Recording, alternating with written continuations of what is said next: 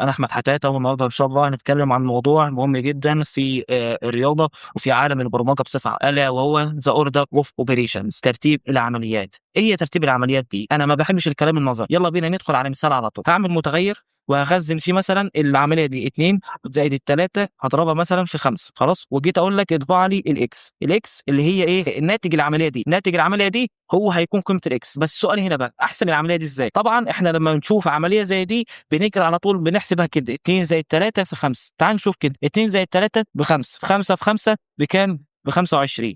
فالمفروض الاكس قيمتها ب 25. ده لو على حسبتنا احنا، يعني على حسبتنا احنا الناتج كده 25. لكن تعال كده نشوف النتيجه هتبقى ايه. النتيجه طلعت 17. ازاي 17 مش 25؟ يعني احنا حسبناها بالطريقه بتاعتنا طلعت 25، ولكن الكمبيوتر حسبها 17. هنا بقى يجي دور ترتيب العمليات. ايه هي ترتيب العمليات دي؟ الحكايه بكل بساطه، لما يكون عندك عمليه حسابيه فيها اكتر من اوبريتور. ايه هو الاوبريتور ده؟ احنا قلنا في الفيديو اللي فات الفرق بين الاوبريتور والاوبريشن والاوبرا. الاوبريشن اللي هي العمليه الحسابيه دي كلها كده، دي عمليه حسابيه. الاوبريتور اللي هو الرمز اللي عندك، الرمز اللي العمليه الحسابيه قايمه عليه. يعني ايه الاسترس كده؟ الاسترس كده اللي هو الضرب والموجب ده مثلا، يعني ده المثال. والاوبران اللي هي الفاليوز، القيم اللي عندك في العمليه الحسابيه. يعني 2 ده اوبران، 3 اوبرا، 5 اوبرا. فده الفرق ببساطه بين الاوبريشن والاوبريتور والاوبرا. تمام. طيب في العمليه الحسابيه دي انا عندي اكتر من اوبريت. طيب ازاي احسب العمليه دي؟ احنا حسبناها بالطريقه بتاعتنا، 2 زائد 3 في 5 فعلا الناتج 25، ولكن الكمبيوتر حسبها 17. ايه الحكايه بقى؟ هنا بقى يجي دور ترتيب العمليات. ايه هي ترتيب العمليات دي؟ ترتيب العمليات ده بيجي لما يكون عندي عمليه حسابيه فيها اكتر من اوبريت. زي المثال ده، فيها ضرب وفيها جمع. احسب الحاجات دي ازاي؟ اول حاجه تعال نقول الكلام النظري وبعد كده بقى نطبق عملي مع ترتيب العمليات. يعني العمليات اللي عندي جمع طرح ضرب اسمه، هرتب من اسمها كده ترتيب العمليات. يعني عمليات هرتب بس كده. بس هنرتبها ازاي؟ تعال نشوف مع بعض. ترتيب العمليات اول حاجه بحسبها عندي الاقواس. لو عندي عمليه حسابيه فيها قوس بحسب القوس ده الاول. طيب ايه بعد القوس؟ الاس. لو عندي اس بحسبه الاول. يبقى اول حاجه الاقواس، بعد كده ايه؟ بعد كده الاس، ثم الضرب والقسمه. الضرب والقسمه مع بعض، الضرب والقسمه ليهم نفس الاولويه، يعني اولويتهم زي بعض. طيب ثم الجمع والطرح. يعني الجمع والطرح اخر حاجه خالص. يبقى تاني اول حاجه في ترتيب العمليات هي ايه؟ الاقواس. لو عندي عمليه حسابيه فيها اقواس بخلص الاقواس الاول او بحسب الاقواس الاول، ثم الاس، ثم الضرب والقسمه، ثم الجمع والطرح. ده الكلام النظري. تعال بقى نشوف مع بعض بقى الكلام عملي، هنطبقه على المثال ده. يلا بينا. انا عندي عمليه حسابيه بيقول لك ايه؟ 2 زائد 3 في 5. طيب هنحسبها كده واحده واحده. اول حاجه بشوفها هل في اقواس عندي ولا لا. في اقواس؟ لا ما فيش. كويس. بدخل على تاني حاجه اللي هي ايه؟ اللي هي الاس. في عندي اس هنا في العمليه دي؟ لا ما فيش عندي اس. طيب يبقى كده خلصنا الاقواس، ما فيش عندنا اقواس ولا في عندنا اس. ندخل بقى على تالت حاجه، الضرب والقسمه. في عندي ضرب او في عندي قسمه؟ في عندي ضرب، بحسبه الاول. يبقى بحسب الضرب الاول. طيب 3 في 5 بكام؟ ب 15. يبقى عندنا عمليه جمع واحده اللي هي اخر مرتبه اللي هي ايه؟ عمليه الجمع. 15 زائد 2 الناتج طلع بكام؟ الناتج طلع ب 17. يبقى دلوقتي الاكس قيمتها بكام؟ قيمتها 17. فلما اقول لك اطبع لي الاكس، الناتج طبعا المفروض يكون كام؟ الناتج المفروض يكون 17. الناتج ده طلع بايه؟ بترتيب العمليات. ترتيب العمليات بستخدمها امتى؟ بستخدمها لما يكون عندي عمليه حسابيه فيها اكتر من اوبريتور. يعني ايه عمليه حسابيه فيها اكتر من اوبريتور؟ يعني لما يكون فيها اكتر من رمز. يعني ايه فيها اكتر من رمز؟ يعني مثلا لما يكون عندي جمع وضرب مثلا، زي في المثال ده لما يكون مثلا عندي اسمه وطرح وهكذا، في عمليه حسابيه واحده. المثال ده كده احنا حسبناه وطلع ب 17. حسبناه بايه؟ باستخدام ترتيب العمليات. طيب لو انا جيت حطيت قوسين هنا هنحلها ازاي؟ اول حاجه القوسين دول هيخلوا الناتج يختلف تماما. يعني في المثال اللي فات اللي هو ده الناتج كان طلع ب 17. تعال بقى نشوف الناتج ده هيطلع كام. اول حاجه هنبص عليه، دي عمليه حسابيه فيها اكتر من اوبريتور، ايوه فيها جمع وضرب. طيب اول حاجه لما يكون عندي عمليه حسابيه فيها اكتر من اوبريتور، اول حاجه بتيجي في دماغي بمشي على قواعد ترتيب العمليات. اول حاجه بحسبها ايه؟ هي الاقواس. لو في العمليه الحسابيه اللي عندي لو في قوس بخلصه الاول او بحسبه الاول. طيب في العمليه الحسابيه دي في قوس؟ ايوه في قوس اللي هو ايه؟ 3 زائد 2 بحسبه الاول. 3 زائد 2 بكام؟ ب5. اصبح عندي 5 في 5 بكام؟ طلع 25. تعال نشوفه مع بعض اهي، الناتج طلع فعلا 25. يبقى تاني نراجع تاني وهنشوف بقى مثال اكبر شويه. اول حاجه بحسبها ايه؟ الاقواس، ثم الاس لو عندي اس بحسبه، ثم الضرب والقسمه. الضرب والقسمه ليهم نفس الاولويه. طيب جميل جدا. اخر حاجه اللي هي ايه؟ اخر حاجه اللي هي الجمع والطرح. تمام كده، ده ترتيب العمليات. تعال بقى ناخد مثال اكبر شويه. مثلا هناخد مثال زي ايه؟ 10 على 2 زائد افتح قوسين مثلا 5 ناقص 3. مثلا العمليه الحسابيه دي هنحسبها ازاي؟ اول حاجه لو انت عندك عمليه حسابيه فيها اكتر من اوبريتور هتمشي على نفس النظام اللي هقول لك عليه ده. اول حاجه هتفكر في دماغك العمليه الحسابيه دي، اول حاجه بحسبها ايه؟ الاقواس. لو عندي اقواس بخلصها الاول. طيب في العمليه الحسابيه دي انا عندي اقواس، ايوه عندي اقواس اللي هي ايه؟ 5 ناقص 3. هحسب 5 ناقص 3 اللي هي بكام؟ اللي هي ب 2. خلاص كده اصبح عندي دلوقتي عندي جمع وعندي اسم. طيب خلصنا الاقواس، ندخل على الحاجه الثانيه اللي هي ايه؟ الاس. في هنا اس عندي؟ لأ ما فيش أسرة. طيب ندخل على الحاجة التالتة، الضرب والقسمة. عندي هنا ضرب؟ لأ، بس عندي قسم، يبقى أحسبها الأول. اللي هي الكام القسمة؟ 10 على ال2 فيها الكام؟ فيها ال5. أصبح عندي عملية حسابية بسيطة، 5 زائد 2، 5 زائد 2 الناتج بكام؟ الناتج ب7. يبقى الناتج اللي طلعناه باستخدام ترتيب العمليات طلع ب7. تعالَ كده نشوف الكمبيوتر هيطلع إيه؟ فعلًا 7. تمام كده؟ جميل جدًا الكلام. طيب ناخد مثال أعلى شوية، 2 أس 5. مثلًا أنا عندي الأس في لغة بايثون باكتبه 2 asterisk أو علامة الضرب باكتبها مرتين اللي هي أهي 2 في مرتين 2. تمام كده؟ طيب 2 لأ خلّيها مثلًا 2 أس، خلّيها 2 أس 3 ماشي، خلّيها 2 أس 3 في 2 زائد مثلًا هافتح قوسين 4 زائد مثلًا خلّيها 10 ناقص 4. تعالَ نحسبها واحدة واحدة. أول حاجة ديّة عملية حسابية فيها أكتر من operator. أول حاجة هافكّر فيها إيه؟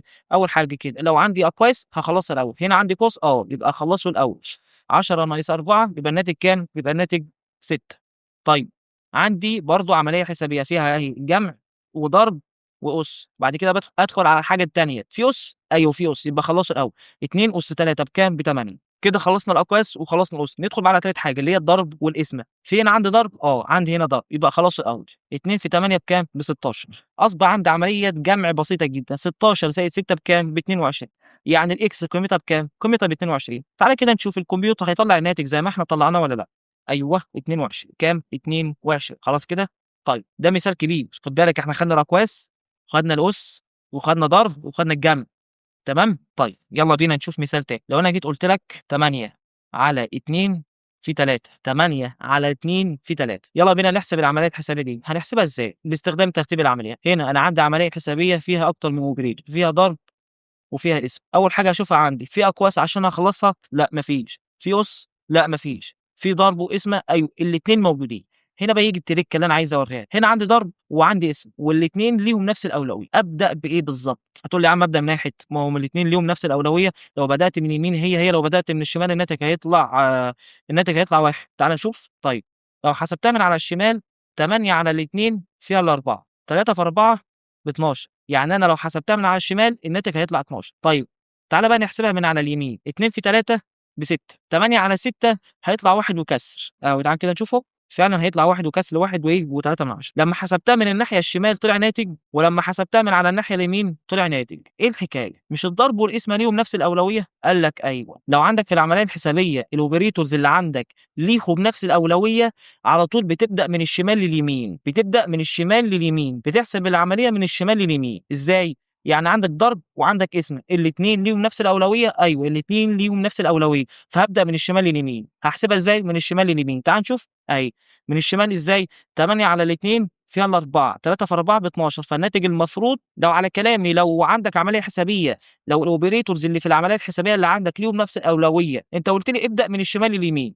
بدأناها من الشمال لليمين وطلع الناتج كام؟ طلع الناتج 12. تعالَ نشوف الكمبيوتر هيقول إيه. الناتج فعلًا طلع 12. يبقى لو عندك عملية حسابية الoperators اللي فيها ليهم نفس الأولوية بتبدأ من الشمال لليمين. تعالَ نشوف مثال أكبر من ده. تعالَ ناخد مثال كبير بقى. خلّينا نقول مثلًا 2 في 3 زائد 4 في 3 على 6.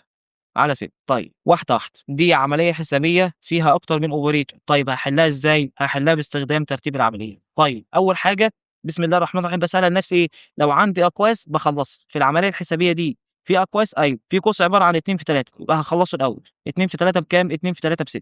بعد كده تاني حاجة لو عندي أُس باخلّصه. في العملية الحسابية دي في عندي أُس؟ لأ ما فيش عندي أُس. كده خلّصنا القوس، كان عندنا قوس وحسبناه. جينا لتاني حاجة لو في أُس هاخلّصه طلع ما فيش أُس، ندخل بقى للمرتبة التالتة. الضرب والقسمة. أنا عندي ضرب وقسمة الاتنين مع بعض، عندي ضرب وعندي قسمة والاتنين ليهم نفس الأولوية. وأنا قُلت لك من شوية لو عندك عملية حسابية الoperators اللي فيها ليهم نفس الأولوية بنبدأ منين؟ بنبدأ من الشمال لليمين. هتقول لي أبدأ من الشمال ده؟ أقول لك لأ، من المكان اللي فيه الضرب. يعني مثلًا أنت هتبدأ من هنا، مش هتبدأ من هنا. ليه؟ لأن أنت لو بدأت من هنا الناتج هيختلف عن لو بدأت من هنا، فهنحسبها إزاي؟ من الشمال ده 3 في 4 ب12، يبقى أحسب من الشمال اليمين هاحسبها كده، تمام؟ 4 في 3 بكام؟ ب12، 12 على 6 فيها ال2، 2 زائد 6 ب8، يعني العملية الحسابية اللي عندي دي طلعت بكام؟ طلعت ب8. تعال نشوف الكمبيوتر هيقول إيه. الكمبيوتر طلع لي الناتج فعلا 8 زي ما احنا قلنا. طيب تعال نزود المثال شويه، مثلا 8 في 3 زائد 4 على 2 في 3 ناقص كام؟ ناقص 5، قول مثلا ناقص 5. طيب زودها، زائد قوسين 2 أس 2. دي مثلا عمليه حسابيه عندك، هنحسبها ازاي؟ طبعا انت لو شفت العمليه الحسابيه دي هتتخض، ولكن لو انت مشيت بنفس الاسلوب اللي انا قلت لك عليه هتلاقي العمليه الحسابيه اللي عندك تافهه خالص، هتلاقيها سهله جدا. طيب تعالى نمشيها واحده واحده بنفس الاسلوب اللي انا قلت لك عليه. اول حاجه دي عمليه حسابيه فيها اكتر من اوبريتور، ايوه، يبقى احلها باستخدام ايه؟ احل العمليه الحسابيه اللي عندي دي باستخدام ترتيب العمليه. طيب ترتيب العمليات بيقول لك ايه؟ اول حاجه بيقول لك لو عندك قوسين خلصه، ثم الأس، لو عندك قوس خلصه، ثم الضرب والقسمة، ثم الجمع والطرح. تمام كده؟ جميل جدا. تعالى نمسك المسألة دي. أول حاجة هسأل نفسي ديت هحلها باستخدام ترتيب العمليات. جميل جدا. أول حاجة هحسبها إيه؟ الأس. لو عندي أس هخلصه. هنا في العملية الحسابية دي عندي أس؟ أيوه عندي أس، يبقى هخلصه.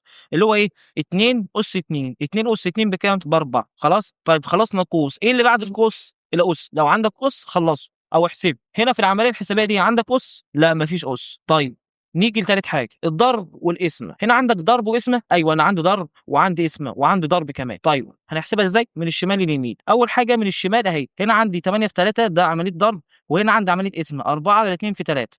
هنحسبها إزاي؟ هحسب دي وهحسب دي، تمام؟ هحسب دي لوحدها وهحسب دي لوحدها. تعالى نحسب دي. هنا بيقول لك كام؟ 3 في 8، 3 في 8 ب 24، تمام كده؟ جميل. هنحسب العملية دي لوحدها.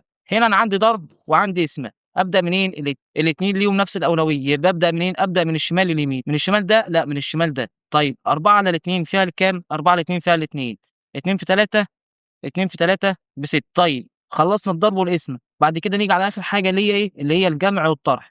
لو عندي جمع وطرح بخلصهم. طيب انا عندي جمع وطرح، الجمع والطرح ليهم نفس الاولويه، طالما ليهم نفس الاولويه يبقى هبدا منين؟ هبدا من الشمال لليمين.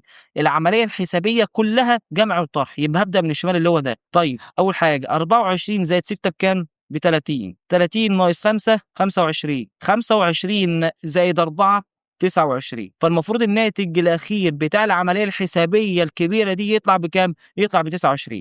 تعال نشوف الناتج، نرجع بس العملية لأصلها أهي. الناتج طلع كام؟ طلع ب29. شوف العملية الحسابية دي، أنت ممكن للوهلة الأولى لما تشوفها تتخض، ولكن لو مشيت بنفس الطريقة اللي أنا قلت لك عليها دي، والله العظيم أي عملية حسابية هتقابلها في حياتك هتكون بالنسبة لك كده، هتحلها كده. وده كان شرح ترتيب العمليات بكل اختصار. وبس كده، يا رب يكون الفيديو فاتكم. كان معاكم أحمد حتاتة، وإن شاء الله أشوفكم في فيديو جديد، والسلام عليكم.